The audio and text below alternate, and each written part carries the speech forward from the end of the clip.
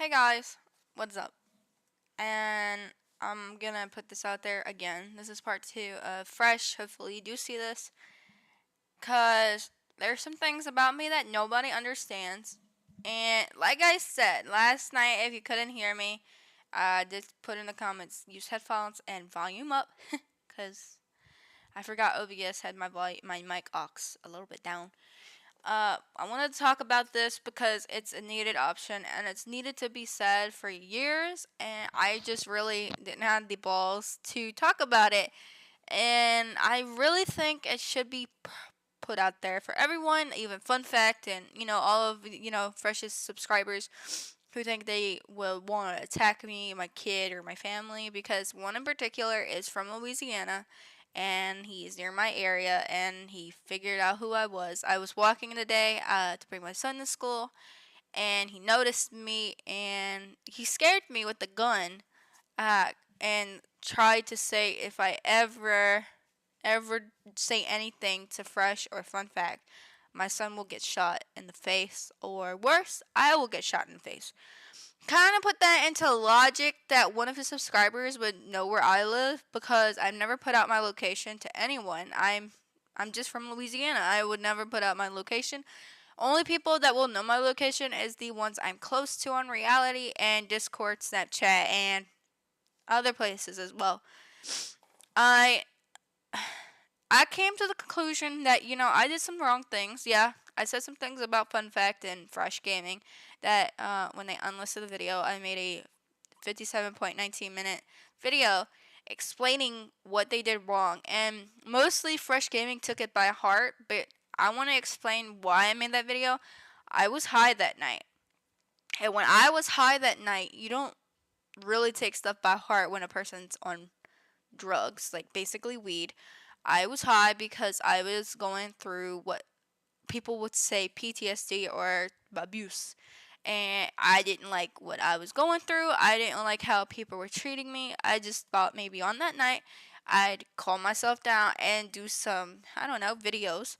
And when my sister Nezzy told me the little situation with Fresh Gaming making a video about her, I wanted to put it out there that we tried to give you proof, but I don't know Dylan and Squishy as much as she did. I had only what Squishy told me, and Squishy had been harassing Nezzy for years, basically. And Dylan has been telling people that he was married to Nezzy for countless of years. Telling people that the kids that she has are his, and then Squishy was telling people that he got her pregnant, and that was his babies. No, there's some things that shouldn't be said. It's some things you shouldn't say to me. It was like I'd say Squishy said some things that really got to me. And I've told everybody about the part 2 video of what you put out because I think it needs to be heard and said. And some things probably can harm a person. And I'm not saying I'm suicidal still. I'm 22 and I'm a mom. And if I ended up killing myself, it's going to put a lot on my son. And I don't want to put that into harm's way. I am totally fine. I do suffer some depression and anxiety. I have been emotional for years. Any video that's relating to me, I do get upset. My family will understand the little concept and situation. And if I have to give them the video and they see my face, then they're going to be taking action themselves because legally I could take action. And I did get cops involved this morning because I had 2 cops near my house spotting one of my neighbor's house because they believe they had another robbery even though they were living in the house. And you know they also had almost like a carjacking going on, like people stealing cars or breaking into cars. Yeah, that's why cops are always showing up next to our place.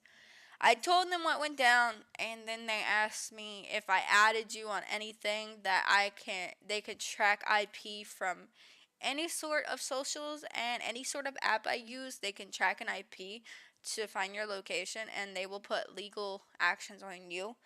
Because when you expose someone else for a problem, That's where cops do get involved. And I did put legal actions. When my sister Abby told me not to do that, I actually wanted to not worry about it. I was hoping maybe this will all blow away. It did not. And I was told it will blow away eventually. But then again, people are still going to see that video and then look at me and look at Millie as pedophiles because we're not pedos. And I'm not a pedophile. And I'm surely trying not to tell people what to do, but legally you are putting that on yourself. And yes, I did delete the video about y'all because it wasn't a needed video. And if you did record it, that's fine. I don't care as long as if you're happy with what you got against me and stuff, I can actually use against you. Because when you put something out on me, that's when I could put something out on you as well for exposing my videos. Because my videos are my property. I don't use anything against anyone else. The only time I use something against you is when you did a part 1 and a part 2 about Millie and an update on a part 2 about her, which involved me. And I didn't like how you recorded our Discord call because I actually didn't like the fact that I had to have my voice put out there. Because now that my voice is out there, people are going to recognize my voice. And then people in reality are going to be like, hey, are you the girl that's on the Discord call with FreshGaming and Fun Fact? And then they're going to all block me. So, yeah, there are some things you shouldn't put out there about me. Only about Millie. And Millie is not a bad person. And I understand where you're coming from, where you want to expose a person because of Dylan and Squishy and everyone else. You know, when it comes a time you want to expose someone, you gotta have legitimate proof. I, however, had the proof. I wasn't going to show y'all because I knew y'all were going to take it to heart and y'all were going to use it against her. Because, one, for me protecting her, she's not a bad person. Two, Dylan actually did accuse Nessie of all of these stuff. I talked to Dylan this morning at 4 in the morning. I talked to Squishy yesterday. I was in a call with Squishy. I was in a reality collaboration with him. I was talking to Squishy. I told him, hey, this is what's happening. They have a part 2 about Millie, and they had me involved.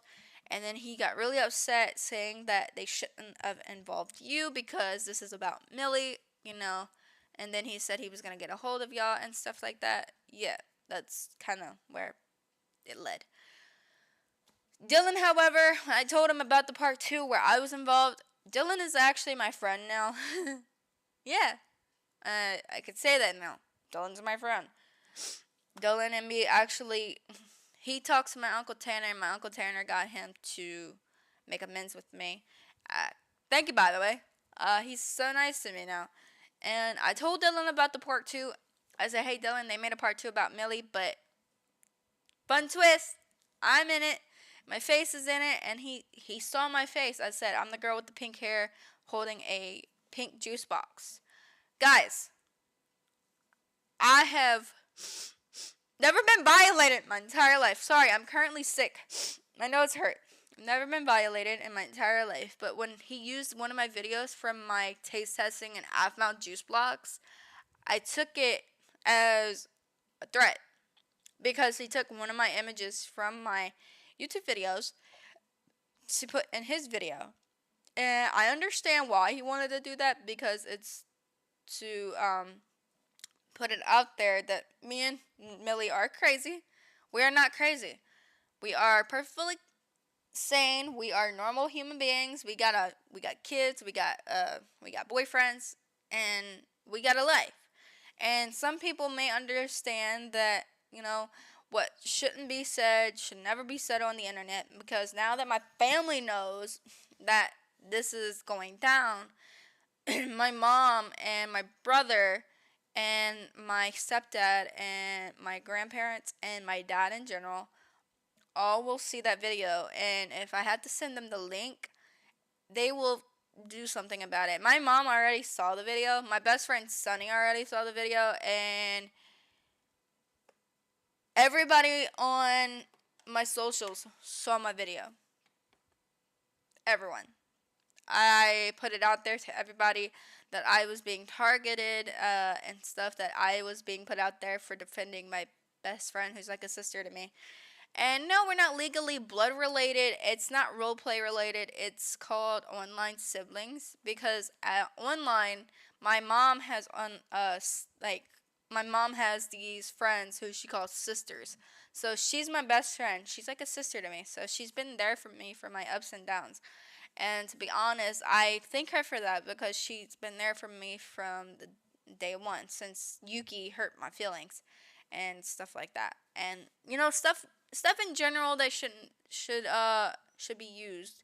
Like if you want to put a video out there about someone, you have to have Squishy, Dylan, and a local person and the other few people to provide the screenshots, voice recordings, screen recordings, as well as other evidence that and then streams in general. Like basically, they can use a system where they can hack reality, and they can find the stream that they were in, and they can use that against them, basically. Or they could do a stream and hack somebody's account and pretend to be them, and then they can get the evidence they need. Basically saying that reality can be hacked because the firewall system is very low.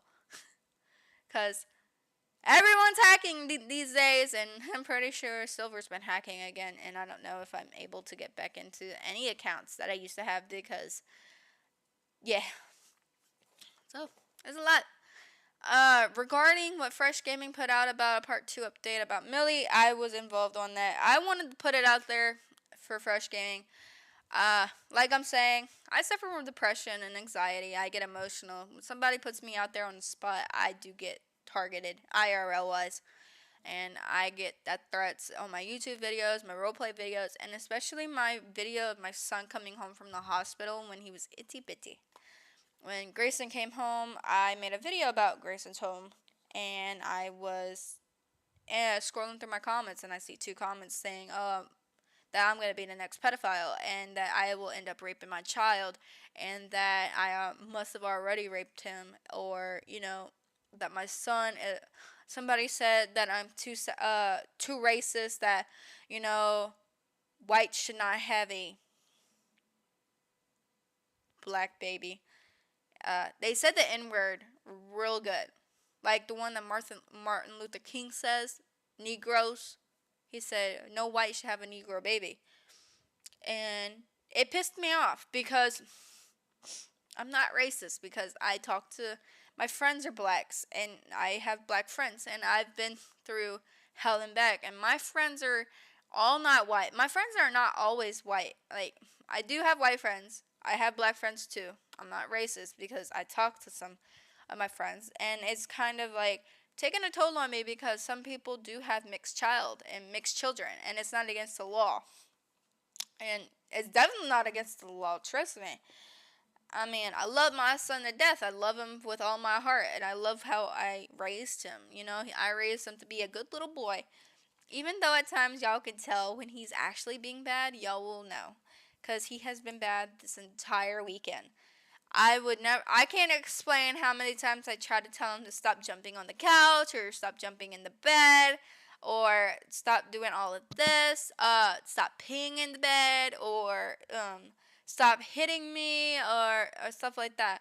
And then when it comes a time that he does piss me off, I end up cursing, and then he repeats my words. And that's not being a bad parent, because a bad parent would abuse their kids and curse a lot.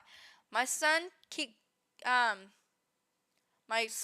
track of all the words we say to him, so if we ended up cursing, he'll say it back. And if we flipped anyone off in general, he will flip you off. It's kind of debatable. And, he didn't learn the bird from me, the middle finger from me. He learned it from my mom, on my mama's end. And, I don't blame her. She's trying to teach my son how to defend his butt.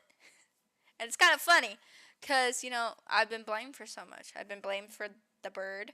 I've been blamed for so many things. I was blamed for not having him potty trained. Now that he's potty trained, he is doing so well. So, back on track. Fresh, involving the video, I wanted to put it out there that I used to be a runaway at 16, 17. I almost got raped at such a young age when I ran away from home and I took my grandma's car to go to Alabama and this black man tried to rape me and I was scared. Trust me, really scared. And the time came that I was more worried for myself that I was not going to be you know, needed. I was bullied to run away. So this bully from my old school bullied me because of how I was. And I got bullied into running away. She texted me back. She texted myself when my phone got taken away, my laptop got taken away, anything got taken away. And I ran away from home. And only thing I had was my iPad. But I legit had my laptop with me as well because I was still able to have my laptop. I brought my laptop with me. I brought my iPad with me so I can game. While I ended up in the Mobile airport, I got spotted by a police officer, and he asked me for my age. I told him I was 17. Actually, no, 16. I told him I'm 16, and he said, "Are you a runaway?" I was like, I started crying. I broke down. I said, "Yes, I am. I ran away from home. I'm from Louisiana. I don't know where I'm going." And then when my grandma texted my number, she wanted me to come home. And then Officer Cloud decides to message her on my iPad saying, "Hey, this is Officer Cloud. I got your granddaughter. She's here in Mobile, Alabama at the airport. Whatever time y'all want to come get her, come get her." And they did. I ended up in the little jail cell in his office, and I passed out because I was legitimately tired. I ran away at such a early time. I ran away at 1 in the morning, and I was beat. I could not move. I could not. I think it was 12 in the morning. I don't remember what time it was, but I ran away at such a time, and I was more scared because my dad came outside, and I just felt like he will notice when I'm gone because that my mama's car wasn't going to be there in the morning. They knew exactly what happened, that I ran away. I left a death note that I was going to go kill myself, and I left it on my bed where it can be seen. And then my mama found more death notes, and that's when cops got involved. And I was really desperate to get attention, but I wasn't really that desperate. I was at that age where I got my stuff taken away because my uncle thought, my parent thought that I did nudes, and that's why my phone got taken away because my grandparents and my dad believed that there was unseen things, explicit stuff on my phone that should not be seen. And then when I got back home to Louisiana, I was in the hospital getting checked. They wanted to do a rape kit on me. My mom has suggested a rape kit because she believes anytime I go somewhere I got raped. And I wasn't raped. And to be honest, even if I was, I'm not going to do rape kits 24/7 because when I was 13, they legit did a rape kit on me and that hurt. And I was so young and I was still a virgin and it really it was painful. And I felt everything. I felt the swab. I felt it all. And when the results came back, it said I wasn't raped because I didn't have sex. And I told people, I said, "Hey, I'm still a virgin. How can I be raped if I'm a virgin?" They didn't believe me. They thought maybe after everything I did on social media at such a young age, showing off my boobs, showing off my vagina, my ass, my any part of my body, is being showed on the internet. That's where they thought I was raped because I'm showing off stuff that should not be seen. And yes, TMI, I'm talking about my body. And I don't like my body because I am so insecure now, and I'm very uncomfortable about myself, and my exes used to enjoy everything. And I kind of got to the point where, my insecurities came with my exes. My exes really enjoyed my body part. And when they said that they didn't mind the weight on me, like the fatness on my belly, I was like, I kind of figured I had an option to say no. So I did say no.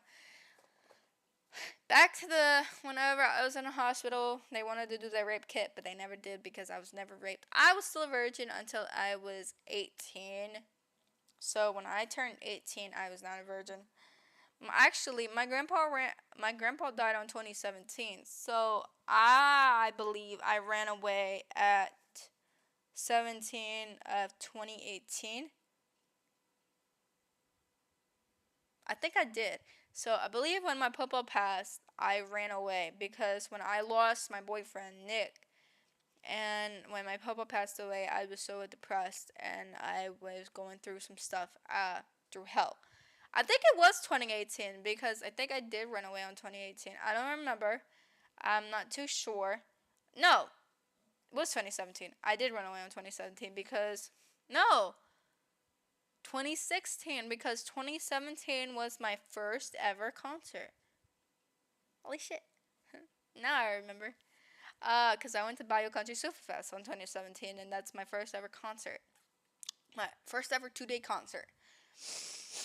And when I was in the hospital, they transferred me to Lady of the Lake, and we stayed one night there. I had to put on this hospital gown or hospital clothing, hospital pajama. And then in the morning, I was admitted by ambulance to a medical mental facility for the insane and the suicidals and the people who need medical attention. And I was the only person that needed medical help because I was a suicide person. And I was about to hang myself that night too. Don't forget that. And I did do drugs at such a young age. When I went to Alabama, my first ever smoke was weed. And I got high. And I didn't know what was going on when I ended up back in Louisiana. And I was mostly worried that I was not going to be the same again. My first ever time smoking weed would probably be my runaway incident. But, then again, things happen. When I smoked weed, I got so depressed, I started slicing my arms. You won't be able to tell, but I have marks on my arm. I have thousands of marks and thousands of marks on here. And I have marks on my chest and on my boob where I sliced myself with a knife and I burnt myself. And I made ligament marks with a cigarette. And I told the black man to burn me, cut me himself, and he did. He actually did it himself, and I wasn't scared. I was high, so I didn't feel anything. Though I did lose so much blood, I ended up covering it all up. And when the medical mental facility saw these cuts and that it was fresh and it was still gooing out, and all these ligaments, they thought I was going to harm myself in this hospital. No, I wasn't. I was more worried for my well-being. And when I got there, my suitcase was being rummaged through. Like, my laptop was being taken out, everything. I was able to have my shampoo, my clothes. That's about it. And I wasn't able to have my deodorant because we're not allowed to have deodorant in the medical mental facility. Because they don't want you to be super, super clean. And it kind of did piss me off that I couldn't have my stuff from my underpits. They didn't allow razors. They took the razor out and they gave it to my grandma. They gave everything back to my grandma that I shouldn't need. And that was about it. Once they were done rummaging through, they gave me my clothes and they took out my suitcase out of my room and they hid it because they think I'm going to use it for some reason. I think maybe because they believe I can harm myself with a suitcase or try to, choke myself with my suitcase. Because when they see a suitcase, they take it. They don't want anybody having their items. They don't want anyone having their bags in their room. They just want them to put it in the little dresser. When I was there, I met a few good people. I was the only one in my only room. I was alone. I was never able to make friends in that medical mental facility because when they saw the scars all the marks on my hand, all the ligaments on my breast or my arm and my face, and the big cut on my ear, and all the cuts I have on had on my body. They looked at me and they took one look and they were in shock because a person who does cutting will never make a friend. And trust me, it's true. And when you cut and you're suicidal, you will never make friends. And I understood that I was the talk of the place. I was bullied in there. The only good person that talked to me would be Chance, and he's a black guy. And he was the only good person that would talk to me.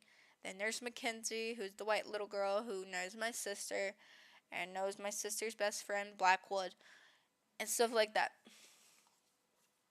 And God, it's hard speaking about it because I feel like I'm gonna cry. When I was there, these two beautiful girls, blonde and brunette, came in. They're flexible, so they know exactly what they're doing. In the gym, they after lunch, they described how they fucked a lot of guys and with their flexibility, how they were able to be flexible and then do a split on their, dick. So when I heard the story, I was kind of I didn't want to say anything, and then um I was going along with the story. I was laughing, and then I was trying to be a part of something. And then the boy who's tall and has curly brunette hair. He's white, by the way, and he has blue eyes. Um, told me to get away from them and to get away from him, and he looked at me so differently. And when Chance noticed the anger in his eyes, and I think his name was Oscar. I don't remember. And, it was Peyton. And Peyton's eyes. Chance understood why Peyton didn't want me anywhere near the girls or him, because when they all got out, they Peyton and the two girls said that they were gonna meet up in person and maybe they were gonna give that boy something that he never had, sex. And he did tell them he was a virgin, but they weren't. The girls weren't. Chance was probably the only person that listened to me. I was excluded from everyone in the gym. Mackenzie, the other girl, the blonde girl who has a dislocated shoulder, the boy with that brunette and blue eyes, to the two girls who were so beautiful, and then there was just me. I sat back while everyone talked and played, and I just sat there with my legs propped up and my face in between my legs, and I cried. Legitimately cried. I was talking to myself. I said, I don't belong here. Nobody wants to be my friend. That I will never belong here. I will always be an excluded person. I was always excluded from everything. No one would ever like me. And I took that by heart. The next day was really rough on me. I was bullied and by Peyton and the two girls. When gym came, Peyton wanted me to try to do a push-up. I didn't know what I was doing because then he laughed and said, "It looks like I'm humping the floor," and then the two girls were laughing. And then I got up and I stood and I ran to the other end of the gym, of the basketball court, and I sat there and I got upset. When the dude who took care of us noticed I was the only one not with everybody else and I was sitting by myself, he noticed and asked me what was wrong. I'd be like, "Hey, this Peyton and the two girls laughed at me because I can't do a push-up." And I said I tried, but back in high school, it was super hard for me to do anything because of my weight. And I was still fat. I was legitimately fat in high school. Like, I didn't really care about my weight until recently, you know? Insecurity happened. When all of that happened, the dude told me not to listen to them. That, they're just they're just bullying, the newcomer. But I wasn't prepared. I was more devastated when I ended up in my room alone when nightfall happened because we had to go to bed at a decent hour, 8 or 9.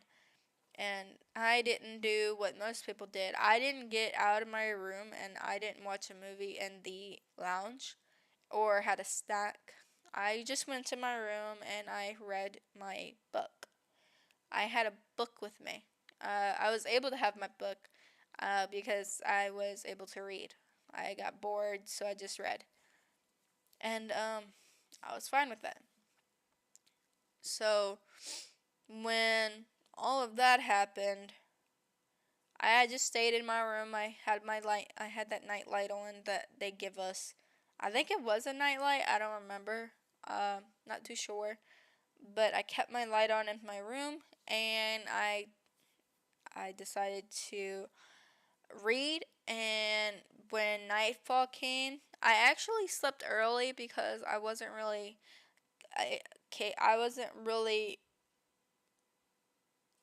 I didn't want to have any fun. And when the girls saw me, and when Chance and Mackenzie and the blonde girl all saw me in my room and stuff, they asked me if I wanted to come out. And I said, no, I'm good. I told them I'd rather go to sleep. When they noticed me, they were like, okay. So they shut the door halfway, making sure I was okay. Because I wasn't really okay. I'm mortified. I'm depressed. I wanted to kill myself in that hospital. I wanted to do anything I can to get the fuck out of there. Anything to get away from life itself. Because I wanted to end it all. I knew bullying was going to get to me. I knew I was never going to be capable of doing anything or belong anywhere. I wasn't going to belong anywhere in this world. I knew the moment when I got back from the mental hospital, I was going to be mental medical hospital. I was going to be in trouble with my teacher and blamed for something I'm not doing on my laptop. From like deleting my search history on my MacBook of old school websites, being blamed and ratted on by one of my black classmates because they believed I was watching fucking porn. Understand how difficult it was to tell my teacher that he was lying because I was deleting some old websites of my school website because I didn't want it taking up space because it takes up gigabytes, and she didn't understood. When I got back, I thought maybe everything would change. I'd be having friends. No, everyone in school tormented me. Everyone kicked my chair, kicked my best friend's chair, who's autistic, kicked my chair, made me flinch. And then when I wanted to take a nap because it was free day on a Friday, I wanted to sleep. No, I couldn't because one of my classmates started kicking in the back of my seat and everybody was laughing. People don't know how hard it is to go through some things without knowing. And when that video went out, when my face went out, now everybody knows what I look like. My own friends don't even recognize me. My own real friends don't recognize me because of the video. When I told them who I was, I said, yeah, I got short hair still. I'd be like, I have short hair now and I have a juice box in my hand. That's me. They thought that wasn't me. I told them I used the name Izzy because I didn't want to tell FreshGaming and fun fact my real name. In fact, my real name is going to be out there eventually because it's all over my YouTube channel. Because I describe my real name in one of my videos and I tell people my real name. And if you see one of the videos, somebody call me by my real name and one of my live chats, and you will notice. Trust me. But it's the fact that when he put out that video exploiting Millie, he put it out there that I felt also attacked because now that I'm a part of the video, I don't know. There's some things I just didn't like saying, especially describing my years of being bullied, especially now. And I thought maybe being bullied would go away and being harassed would go away and being exposed would go away. Because for years, I've been exposed by countless people on the internet, and I really didn't think it'd be going to this point where they actually do expose me. I thought maybe it was gonna be all fun and games until it got really serious. Because now that it's so serious, I constantly wanted to kill myself last night. I was sleeping. I had a real good dream that I died. And it was fun. It was actually exciting. In my dream, I died in my dream, and I didn't care. I didn't care. I was more happy to know that I can live in peace and harmony and, give my son a family that he deserves. Someone who isn't, a burden. So, but today, such a bright day. I'm not suicidal. Last night's dream was a little bit on the spot because I suffered from depression in the middle of the night and I didn't know what I was doing. So I just wanted to put it out there, Fresh Gaming. I hope you understand.